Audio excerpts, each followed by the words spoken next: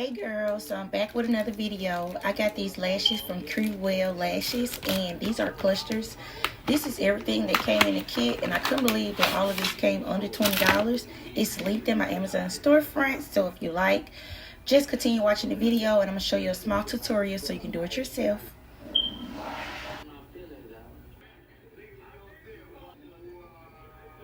So to get this to look, 2 18s, 4 16s, and 2 14s in the corner.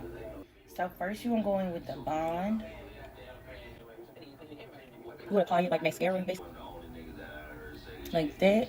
Second 18, like that. Now for the 16.